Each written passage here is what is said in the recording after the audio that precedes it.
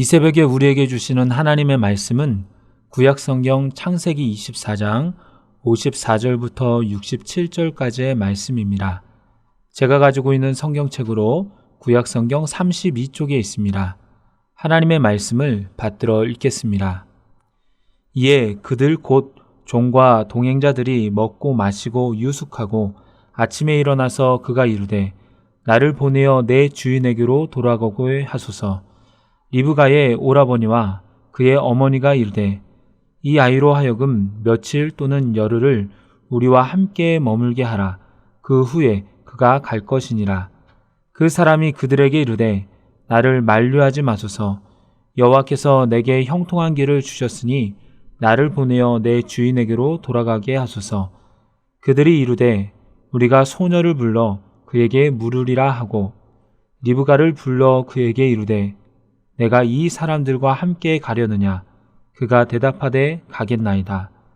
그들이 그 누이 리브가와 그의 유모와 아브라함의 종과 그 동행자들을 보내며 리브가에게 축복하여 이르되 우리 누이여 너는 천만인의 어머니가 될지어다. 내 씨로 그 원수의 성문을 얻게 할지어다. 리브가가 일어나 여자 종들과 함께 낙타를 타고 그 사람을 따라가니 그 종이 리브가를 데리고 가니라. 그때 이삭이 브엘라 헤로이에서 왔으니 그가 네게부 지역에 거주하였습니다. 이삭이 저물 때에 들에 나가 묵상하다가 눈을 들어 보매 낙타들이 오는지라.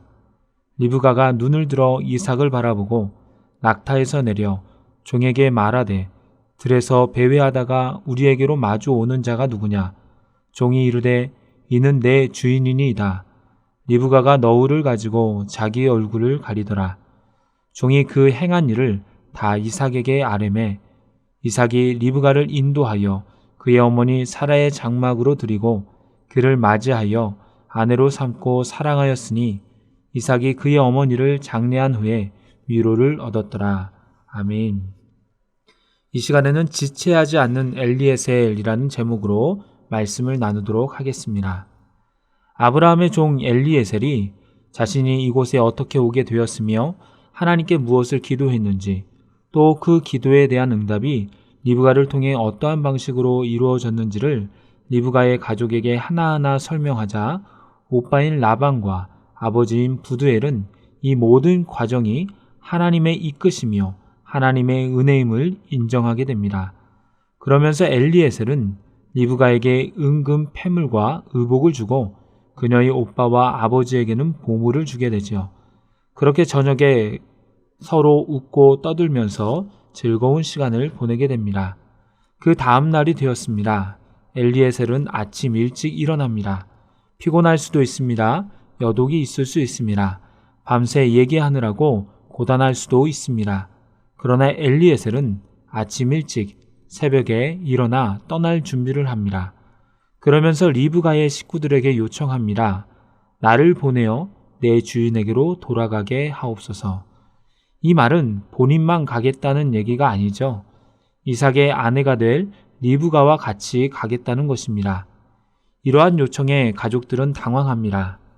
리브가의 어머니는 며칠만 혹은 열흘만이라도 딸과 함께 있게 해달라고 합니다.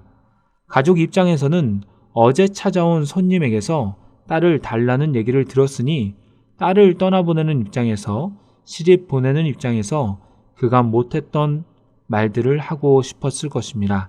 시집 가서는 어떻게 살아라 하고 신부 수업도 해주고 싶었을 것입니다. 그런데 오늘 바로 떠나면 제대로 인사도 하지 못하고 보내는 것과 같습니다. 이삭이 있는 헤브론은 가까운 거리도 아닙니다. 걸어서 한 달 이상은 가야 하는 먼 거리입니다.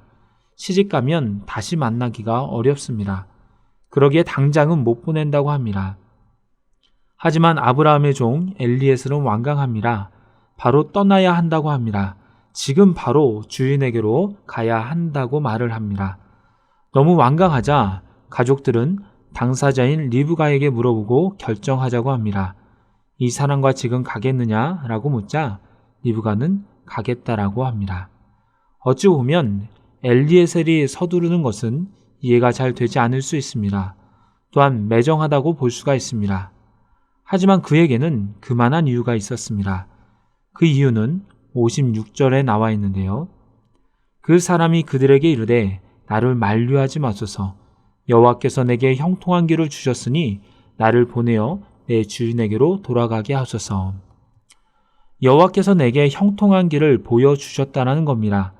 그래서 이렇게 리브가를 만날 수 있게 되었다는 겁니다.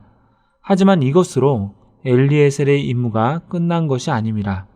리브가를 제대로 데리고 가야지만이 임무를 마치게 되는 것입니다. 아브라함이 엘리에셀에게 이삭의 아내를 하란 땅으로 가서 찾으라고 할 때에 그가 부탁한 말이 있습니다. 신부될 사람이 헤브론에 오려고 하지 않거든 이삭을 하란으로 데리고 가지 말라는 것입니다. 왜냐하면 하란은 이미 아브라함이 하나님의 부름을 받고서 나온 땅입니다. 과거의 땅이요, 약속의 땅이 아닙니다. 약속의 땅은 가나안 땅밖에 없습니다. 그러기에 아브라함을 따른다면 과거의 땅에 돌아가서는 안 되며 오래 머물러서도 안 되는 것입니다. 엘리에셀은 아브라함의 명령을 자신뿐 아니라 리브가에게도 확장시켜서 적용하고 있습니다. 아브라함을 가나안 땅으로 부르시고 축복하신 하나님께서 형통한 길로 인도하셨으니 리브가의 마음이 바뀌기 전에 약속의 땅으로 빨리 가자는 것입니다. 여기에 신앙생활에 키포인트가 있습니다. 하나님께서 성도들의 길을 너무나도 순적하게 인도하실 때가 있습니다. 아, 이것이 하나님의 뜻이구나. 하나님께서 모든 것을 인도하시는구나 라고 깨달을 때가 있습니다. 물론 그럴 때 성급히 다가가기보다는 점검할 필요가 있습니다. 하지만 하나님께서 순적하게 하실 때 너무 지체해서는 안 됩니다. 나는 아직 준비가 안 됐습니다. 조금만 더 기다려주세요 라고 지체하는 것은 결코 좋은 태도가 아닙니다. 우리보다 우리를 더 아시는 하나님께서 이제 됐다, 같이 가자라고 하실 때는 이미 하나님께서 다 준비하셨기 때문에 가자라고 하는 것이기 때문입니다. 오히려 지체하다가 기다리다가 좋은 때를 다 놓치는 것은 올바른 순종이 아닌 것입니다. 열왕기상 13장에는 북이스라엘을 타락하게 만든 여로보암을 책망한 하나님의 사람이 나옵니다. 그는 수백 년 후에 나타날 요시야 왕을 예언하였으며 그 증거로 제단이 갈라지며 여로보암의 손이 말랐다가 다시 온전하게 되는 일이 일어납니다. 여로보암은 이 하나님의 사람이 하나님의 능력이 임하는 엄청난 사람임을 알자 그에게 예물을 주며 잠시 머무를 것을 부탁합니다. 그러나 그는 예물도 받지 않고 잠시 머무르지도 않습니다. 왜냐하면 하나님께서 떡도 먹지 말고 물도 먹지 말며 왔던 길로 돌아가지도 말라고 명령하셨기 때문입니다. 그렇게 여로보암 왕의 부탁을 뿌리치고 길을 갈 때에 베델의 한 늙은 선지자가 하나님의 사람을 속이죠. 하나님의 천사가 자기에게 나타나 하나님의 사람을 영접하고 떡과 물을 먹이라고 했다라는 것입니다. 하나님의 사람은 그 말에 완전히 속게 됩니다. 그러면서 베델의 늙은 선지자 집에 들어갑니다. 그러자 어떤 일이 일어납니까? 처음 하나님께서 말씀하신 아무 곳에도 머무르지 말라는 명령을 지키지 않음으로 말미암아 길에서 사자에게 죽임을 당하고 맙니다. 성경은 이런 그를 여호와의 말씀을 어긴 하나님의 사람이라고 말하고 있습니다. 마찬가지로 하나님께서 말씀하실 때에 지체하면 다른 마음을 품게 되고 하나님의 일을 온전히 수행하다가도 마음이 흔들려 말씀을 어기게 되는 하나님의 사람이 될 수 있다는 것입니다. 그런 면에서 엘리에셀은 자신의 임무를 올바르게 수행한 것이고 리브가 또한 믿음의 사람답게 온전한 결단을 내린 것입니다. 가족들은 아브라함의 며느리가 되기 위해 이삭의 아내가 되기 위해 믿음의 어머니가 되기 위해 떠나는 리브가를 축복해 줍니다. 우리 누이여 너는 천만인의 어머니가 될 것이며 내 시로 그 원수의 성문을 열게 될 것이다 라고 합니다. 두 가지의 축복을 해주죠. 천만인의 어머니가 된다라는 것과 원수의 성문을 얻게 된다라는 것입니다. 이것은 창세기 22장 17절에서 여호와께서 아브라함에게 주신 약속과 동일합니다. 내 씨가 크게 번성하여 하늘의 별과 같고 바다의 모래와 같을 것이며 내 씨가 그 대적의 성문을 차지한다라는 것입니다. 이것은 리브가가 아브라함의 가문에 들어옴으로 말미암아 그 축복이 리브가에게 흘러간다라는 것을 알려주는 것입니다. 리브가는 이런 축복을 받고 종들과 함께 낙타를 타고 갑니다. 아브라함과 이삭이 언제 이사를 했는지 알 수 없지만 엘리에셀이 이삭의 아내를 찾으러 떠날 때는 헤브론을 떠났는데 그 몇 달 사이에 거주지를 옮긴 것 같습니다. 현재는 이삭이 네게부에 거주한다라고 하는데요. 63절을 보면 이삭이 이 네게부에서 저녁 때에 들에 나가 무엇을 한다고 하고 있습니까? 묵상한다고 합니다.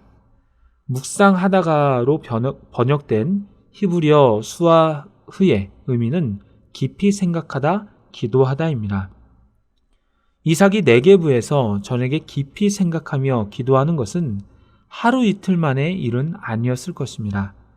이삭은 하나님과 깊은 관계를 유지하기 위해 기도를 쉬지 않았습니다. 특별히 신부감을 맞기에 앞서서 종이 돌아올 때까지 기도하며 기다리고 있었던 것입니다. 아브라함은 엘리에셀을 하란으로 보내며 그가 그 사자를 너보다 앞서 보내실 것이라고 하나님을 신뢰했습니다. 엘리에셀 또한 하나님을 신뢰하면서 기도하며 신부감을 찾았습니다. 이러한 아버지와 종과 같이 이삭 또한 하나님의 인도하심을 믿으며 기도로 준비하면서 신부감을 기다리고 있는 것입니다. 리브가는 이삭을 보자 종에게 물어 누구인지를 알았고 너울을 쥐고 자기의 얼굴을 가립니다.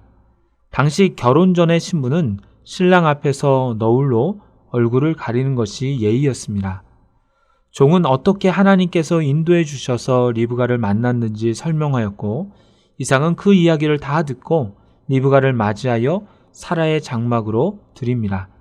이것은 리브가를 집안의 새 안주인으로 아브라함 집의 모든 특권을 누릴 수 있는 위치로 인정했다라는 것입니다. 이제 말씀을 맺도록 하겠습니다. 하나님이 말씀하실 때 점검하는 것도 필요합니다. 그 말씀이 맞는지 그 응답이 맞는지 분별해야 합니다. 그러나 그 과정을 거치고 나서도 여러 가지 사정과 이유로 지체한다면 그것은 불순종이 될 수도 있습니다. 그렇게 된다면 좋은 기회들을 다 놓쳐버리게 되는 것입니다. 그러기에 오늘의 엘리에셀처럼 리브가처럼 하나님께서 예비하신 길이라면 바로 순종하며 나아가는 저와 여러분이 되기를 소망합니다. 기도하겠습니다. 주님, 이 새벽에 주의 말씀을 듣게 하시니 감사를 드립니다. 앞이 보이지 않는 길이라고 할지라도 주께서 길을 예비하실 때 바로 순종함으로 주님의 인도하심을 느끼며 동행하는 저희들이 되게 하여 주시옵소서. 예수님의 이름으로 기도드리옵나이다. 아멘.